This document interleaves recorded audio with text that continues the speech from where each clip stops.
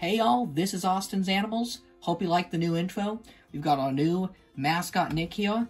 Thought that was cute and fun. Again, kind of having some fun with stop motion. But that's not what we're here to talk about today. We're here to talk about some of the coolest figures we're going to have on this channel. And that is Stick Fuzz from the early 2000s. So for those that don't know, Stick Fuzz were kind of an experimental, progressive action figure startup in the 2000s by Hasbro and EA Games of all people. These were really cool forward-thinking toys that were testing the direct-to-consumer model. And what I mean by that is the action figure did not come assembled. You'd buy these at hobby shops, typically unpainted, unpunched. You would just buy the plastic tray, and you would have to assemble the figure yourself and even paint in some of the details yourself. This was a big cost reducer and allowed Hasbro to release some pretty cheap, cool figures. I mean, some of these are just so neat looking, and they kind of went into that urban designer craze where everything was kind of stylized and minimalistic. So why am I talking about this on a channel? Why talk about anthropomorphic animal toys? Well, I had an absolute treasure trove find at my local flea market. I found some Stick Fuzz. I picked up this guy first. I looked at the construction, and I'm like, this guy looks like a Stick Fuzz. And he is. This is an Omega Guard released in the final line of Stick Fuzz, which was called Z-Vaz, and I'll get to that in a minute. But I also found some really cool figures, so we'll just start off with this wolf guy here. As soon as I saw this, I had to have it. I didn't even know they made anthropomorphic furry Stick Fuzz, but here we are. So a little bit of history.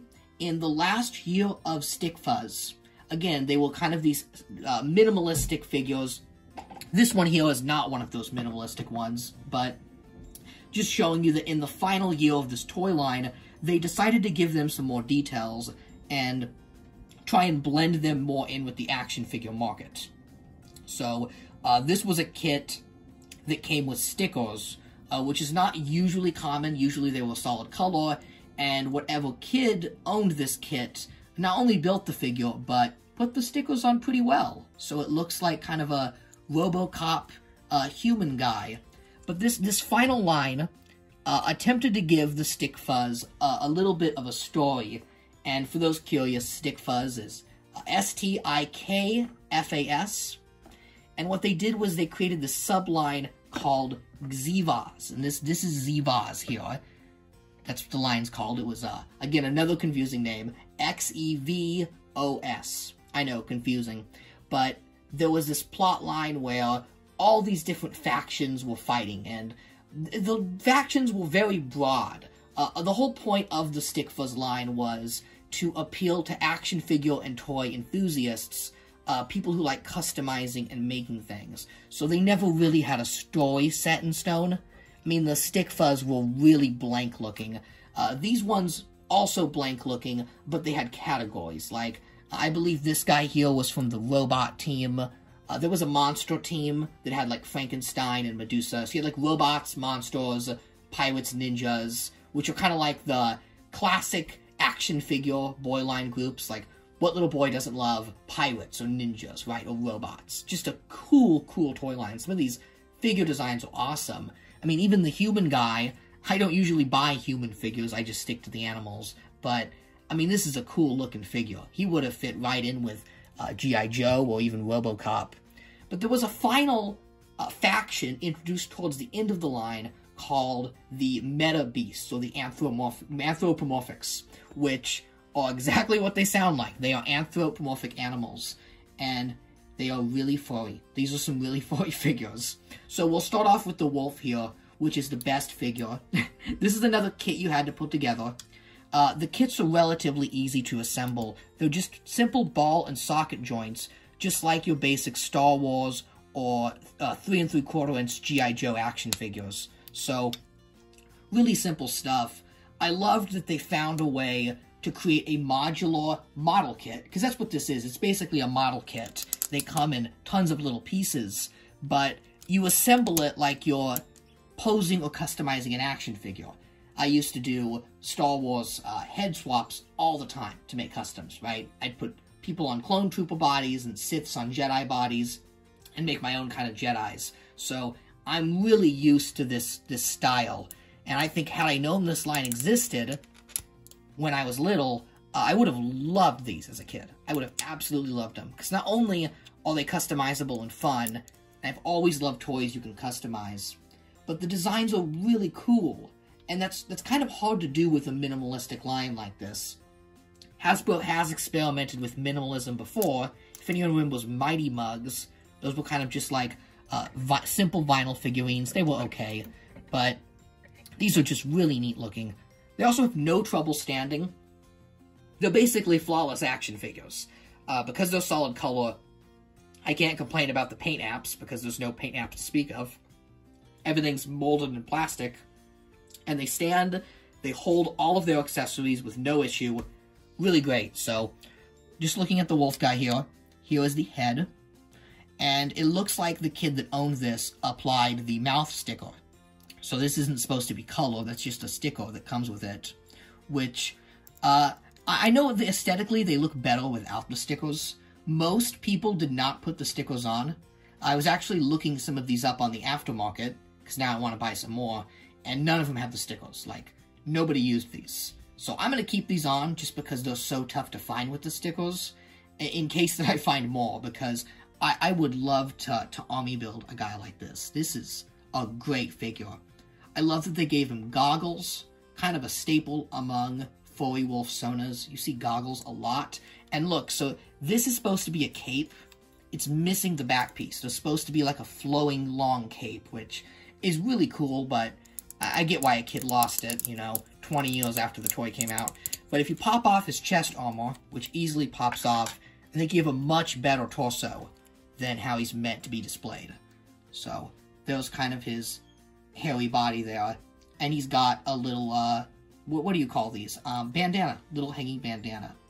So you've got the hanging bandana, the goggles, and kind of a very lean, fit body with a cool moon belt. Like, doesn't this look like every Deviant Art Fursona you've ever seen? He's so cliche, but at the same time, that's why I love it. Like, if you have a wolf furry, you could easily turn this into your character with not much customization at all. It'd be super easy, just pop and swap some pieces. I love that the legs have a hind leg. They go back, just like an actual wolf. A design you don't see too commonly in anthropomorphic figures. I know you see it in a lot of furry art, but it's very hard to translate to plastic. So anytime there's an anthropomorphic figure, they've usually just got plain legs. And I don't think I've ever seen a figure with hind legs, not even a Giga alien, that is this posable. You can really have fun with the posing. The tail is also great. They didn't chintz out on the tail. I love it. It's long, it's fluffy, it can be posed so that you can see it no matter what direction he's facing. And that's a win in my book. So many of these furry figures, I'm looking at you, Jack's Pacific Star Fox, have these kind of wimpy tails that you can't see unless you, like, perpetually display the figure with the butt facing out, which is lame. But no, this is a great tail that you can pose in any situation. Such a cool figure. I'm going to display him like this, without the chest armor, which is fine because these are made to be played with your way. You can customize and have fun with these. They're so much fun. Something you just don't see today in the action figure aisle is fun toys. I'm reminded of, and I'm looking at over here, my Fortnite, what was this guy's name? Vixen? No, not Vixen, Vulpix, something like that. The point is, he's the Star Fox Fortnite figure, right? This isn't the bad Star Fox figure I just mentioned. This is another one entirely. I did a glowing review on this figure, so if you haven't seen that, check it out. It's called, Why Aren't There Star Fox Toys? I talk about this great hidden gem of a figure, and he kind of reminded me of him because he's also got great sculpting, a great tail, and hind legs. So, even though he's a little out of scale, I'm going to display them together because they'll look cool. They fit. Okay, next up is the super cool. This guy's name is Razorclaw, and he is awesome. He's really cool. He is a panther, and he features a movable mouth that can drop open. No sculpted eyes, which I think is really cool. It kind of makes him look mysterious and a little scary. I love the blocky, minimalist design on these. They look like video game characters, which makes total sense when you realize that EA, Electronic Arts, helped with the design of this toy line. It was independently made with financing from Hasbro and EA, which is cool. Independent project. I love it. I think it's great. And he looks like a video game character. He totally looks like something you would have seen circa 2001 or 2 on a GameCube or an Xbox. And I love his armor, richly detailed. His breastplate is kind of a big panther head. He's got these cool knee pads. Now, it would have been cool enough just to find this guy, and I'm shocked I did, because both the Wolf and the Panther were very late releases in the Stick Fuzz line. They're pretty tough to track down, but I actually found a second one. Whatever kid owned these attempted to army build them. And what a cool character to army build. Like, I want 50 of these guys all in a row in front of like a temple. They're so cool. This one is without his armor, and I'm going to use it to demonstrate a really cool feature. I have never seen this on an anthropomorphic action figure. This is a toy that can very convincingly turn from a furry wolfman to an actual animal. I kid you not. So let's say you do not like furries or anthropomorphic characters, in which case you wouldn't be watching this video. But let's say you don't, and you just collect Stick Fuzz or just Marvel Legends action figures, and you're like, man, I wish this was just a regular panther and not some panther man. Get this furry stuff out of here. Well, you just twist the head like that. You bend the legs just like that. And boom, you have a feral jaguar, panther, whatever it's supposed to be. It could be both. It could be a jaguar, a panther, an evil dark dog, like a demon dog. The designs are so chunky and blocky and minimalistic, that's the key word here, minimalistic, that you can make this whatever you want and let your imagination run wild. I want to make Star Fox customs out of these. I can think of so many cool characters I can make using these, but I almost just like them as their own original creation.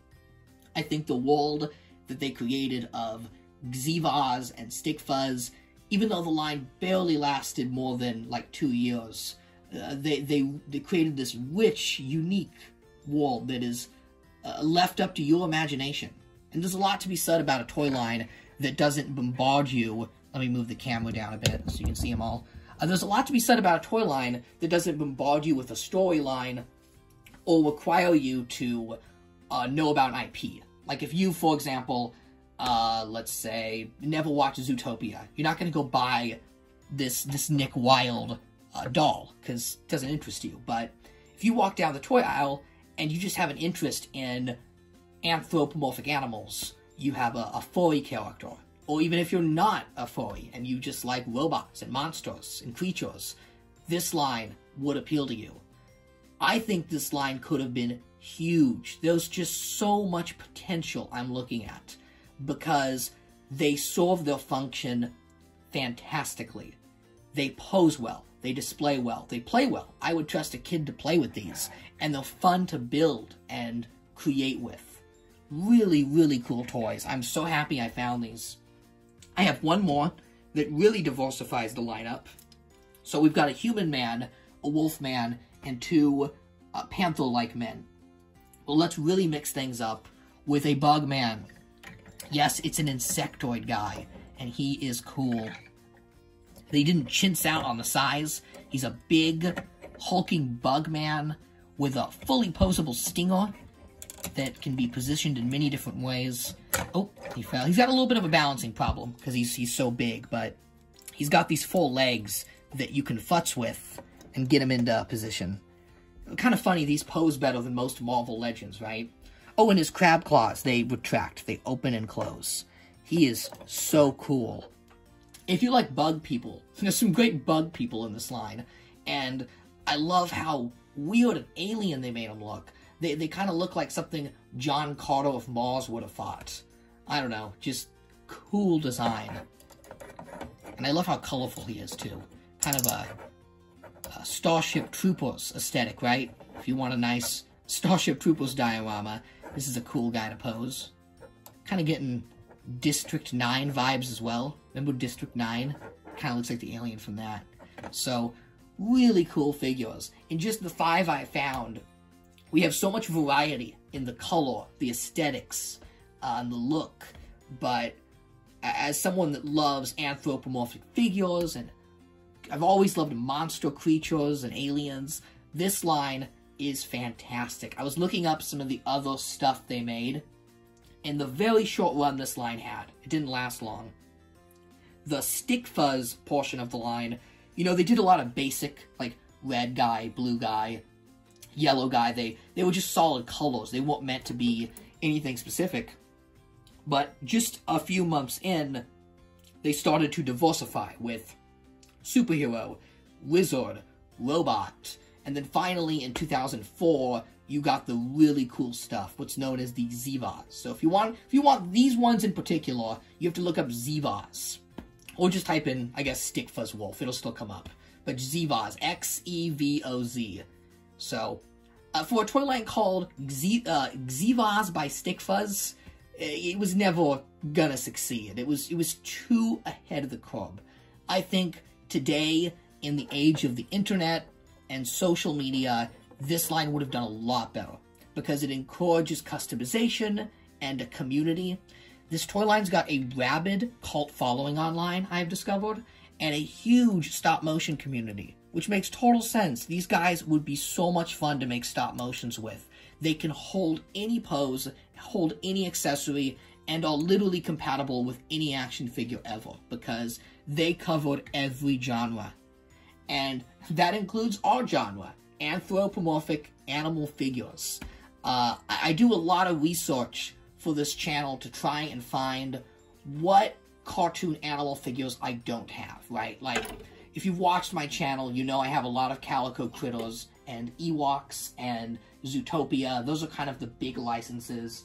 I have a couple of, like, Robin Hood figures, the Star Fox figures, but this is a great example of a non-licensed, furry toy line that I didn't even know existed until I found them secondhand. I wasn't searching for these, but as soon as I saw them, I knew this was something that I had secretly wanted, like a cool, customizable line like this.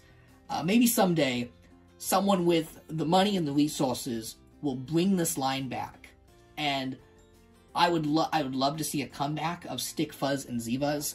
I would even love to see one that's furry focused. I mean, imagine a line like this, but it's just furries, and you can pick your species, like you can be a wolf, or a fox, or a deer, and kind of make an animal warrior. How cool would that be? One thing I know for sure is that these figures are super high quality. I'm so impressed by these. They don't cheap out anyway. They're very fun. I've given these guys their own special spot on the shelf, and I am proud to have them in my collection. So, talk about a great flea market find. Check them out. Highly recommend them. That's all for today. Thanks for watching, and I'll just be customizing, and whoop. There we go. See, look at that. Look how far he's leaning, and he can still stand. Like, these guys are so good at standing. Not even Fortnite Fox can stand that well. See? Fortnite Fox just falls over, and Stick Fuzz can, like, do anything. They're amazing. And that's all I have to say.